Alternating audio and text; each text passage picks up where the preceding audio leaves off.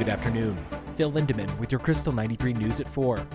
Xcel Energy was in Frisco yesterday talking about power outages and giving us all a peek under the hood. Most of our outages occur on our distribution lines. Our system is not sophisticated enough at this point to let us know when those outages occur. Summit County weathered more outages than usual this year and then relied on customers to call them in. Xcel says one of these outages in Frisco was caused by an upgrade made to prevent outages and wildfire. That is the majority of the investment of our wildfire mitigation plan. It is proposed for 2025 through 2027. That plan, it'll be worth nearly $2 billion statewide.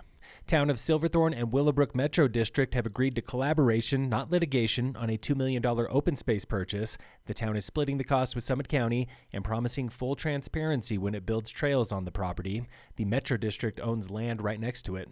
The county-owned 911 center is almost fully staffed for the first time in 4 years. Assistant County Manager Andy Atencio. There's a lot of things that have changed as I started to grow that staff, but at least right now, the information and the data that we get back from the law enforcement agencies and the fire departments is the service out of 911 continues to get better. 2 years ago, the center bottomed out at 1/4 strength, just 6 dispatchers for 31,000 full-time residents, upwards of 100,000 people on the weekends.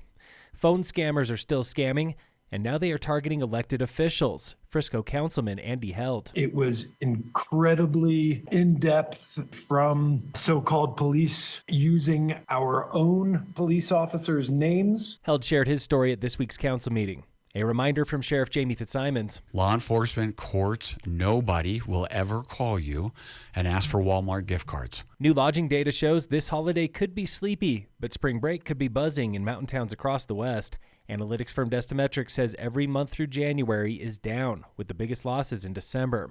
Starting in February, though, bookings are up, with the biggest gains in April. In sports, Lindsey Vonn's all over the news today. Just this morning, she announced she is coming out of retirement at 40. The ski racer left the World Cup circuit 5 years ago for lingering injuries, but says today her knees are pain-free and she's ready to race. No word yet on her first World Cup, but it could be soon. And right down the street, Birds of Prey at Beaver Creek is 3 weeks away.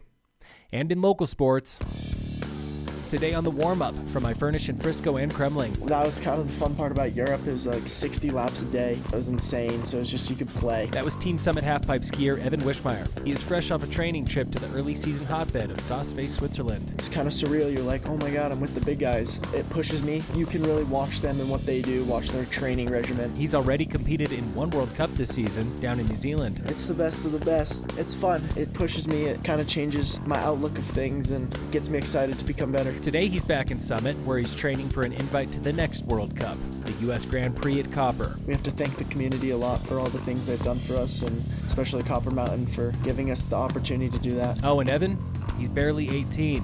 His ski career is just getting started. Thinking about it as like a blank canvas, and you're the artist, you're drawing on it, so I think it's super cool to just kind of create your own path. This is the Warm-Up with local ski club athletes. Phil Lindemann, Krystal 93 News.